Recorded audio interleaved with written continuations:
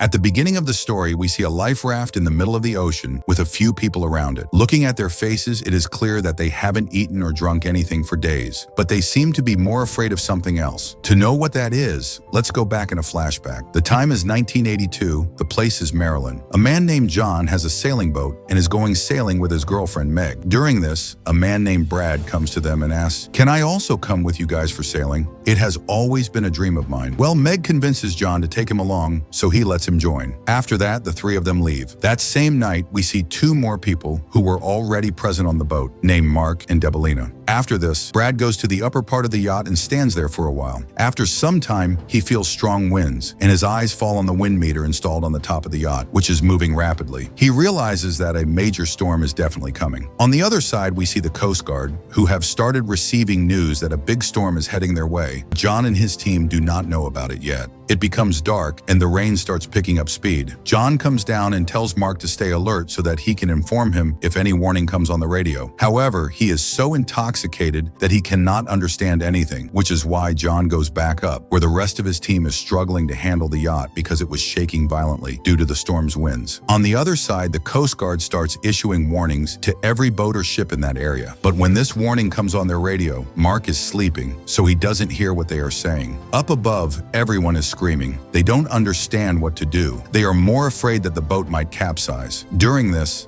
a heavy jolt occurs, as if some huge object has collided with the boat. Because of this jolt, everything below starts breaking, the noise of which wakes Mark up, and he hears the warning. He immediately goes up and tells John about it, who goes down and first asks for help on the radio for his people. Meg follows him down, but just then, her leg gets a cut from the oven door, and she is badly injured. Seeing this, John immediately takes the radio and bandages her. In the meantime, the head of the Coast Guard comes on the line, whom John knows. Hearing his voice, he immediately takes the radio and tells him his location and situation. The guard tells him, "You will have to wait at least 3 hours. After that, some commercial ships will pass by, and only then can something be done." But John says, "We cannot survive that long." The guard says, "Okay, wait, I will do something." After this, he goes back to the deck and tries to manage the boat, but then a huge wave comes. In front of it, his boat is nothing. All the people below are trying their best to get help from the Coast Guard as soon as possible, but nothing can be done now because the wave is right upon them, and in a few moments, their boat is swallowed by it. The next moment, we see John's entire team in the water, and their boat has sunk. Everyone is encouraging each other to save their lives when the life raft kept in the yacht starts coming toward them. Seeing this, everyone runs toward it and grabs hold of it. They get some relief from this small boat, but here the Coast Guard tries to contact them because they have sent a helicopter to the location provided by them. Since their boat has sunk, neither can the people be seen by the helicopter, nor can the Coast Guard contact them. They have gotten some idea that they might not have survived, but little do they know that they are all alive. Morning comes, and they are still hanging onto the same life raft. But here we see that the blood from the injury on Meg's leg is flowing into the ocean, and this is a sign of danger. Because of the salt water, she is in more pain. So Mark says, "Why don't we put just Meg on this life raft so she can get some rest?" But John refuses to do so because the wind is very cold, which will cause her more pain. Let her stay in the water. John keeps encouraging Meg. During this, Debelina asks Brad, "Why are you kicking me?" But he says, "I didn't do anything." When she goes down and looks, there were many sharks swimming there, which had reached there by smelling Meg's blood. They all start climbing onto the boat in a hurry, but in this rush, it flips over. Now someone or the other has to go down to flip it back, but Brad is so scared that he climbs onto the upturned boat. Everyone tries to get him down because in this situation, the boat won't be righted, but he refuses to come down. However, they manage to get him down somehow, and after righting the boat, they all start climbing on one by one. But by then, the sharks had reached the boat. They were about to grab Mark when Debelina pulls him up. After this, everyone looks all around to see if there are any sharks, but no one sees anything. Just then,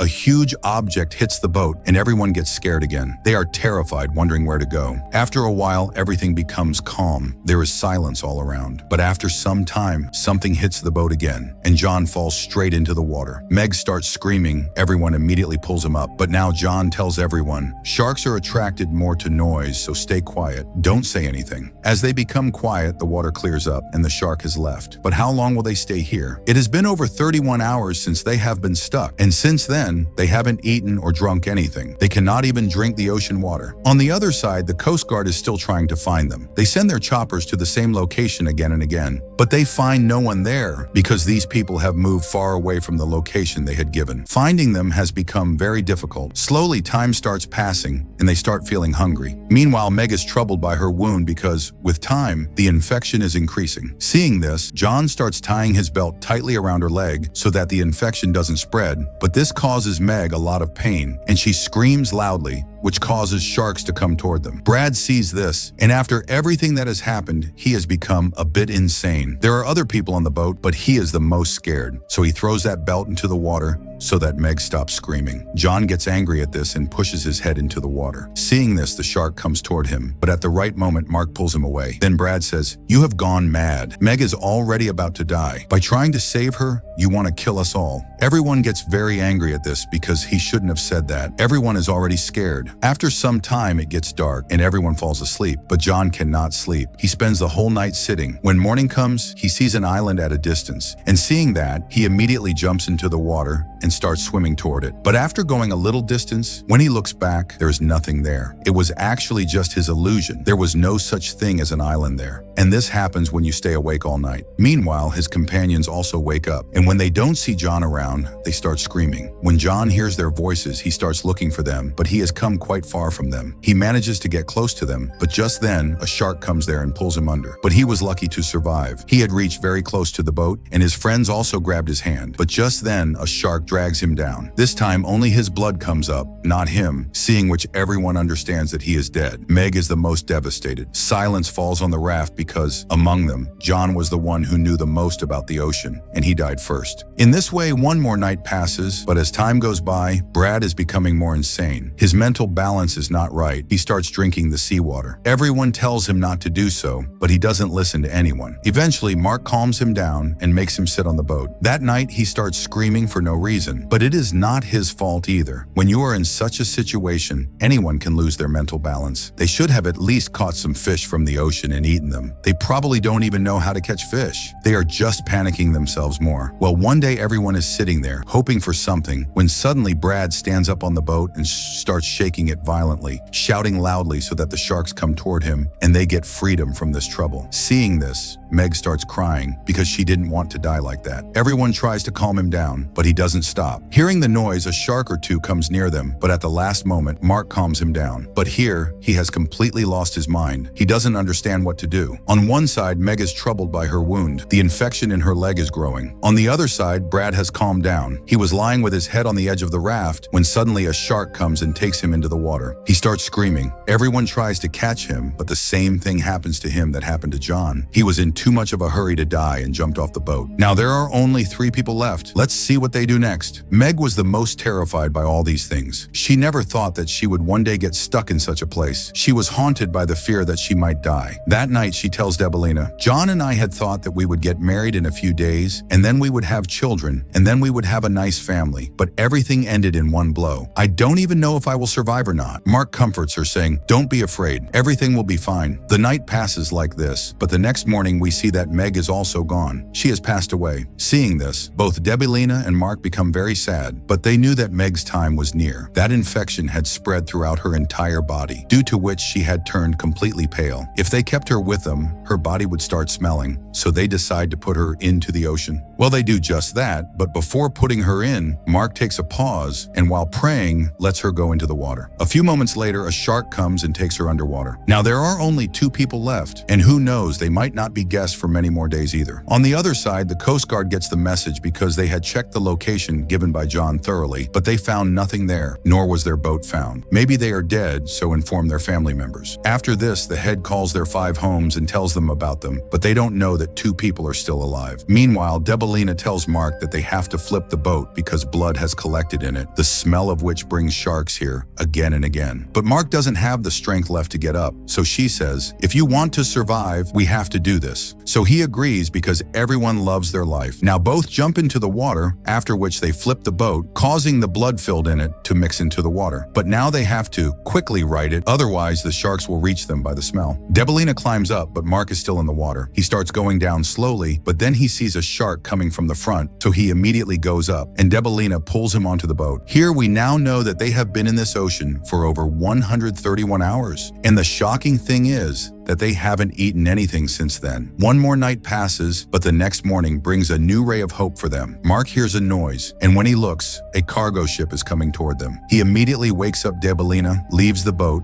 and they start swimming toward the ship. The captain sees them and stops the ship, after which his people throw life jackets down, which Mark catches, but Debelina cannot because of the injury in her leg, due to which she cannot swim. Mark goes back to get her, but in the meantime, sharks arrive there. But at the right moment, the captain blows the ship's horn, which makes them move away, and these people catch the jackets. During that time, we see the real images of both when they were rescued. Well, this whole story is based on a true incident. In the end, we are shown some more photos in which it is told that after that day, both were kept in the hospital for 8 days, after which Debelina published 3 books based on this survival of hers, with which this story ends.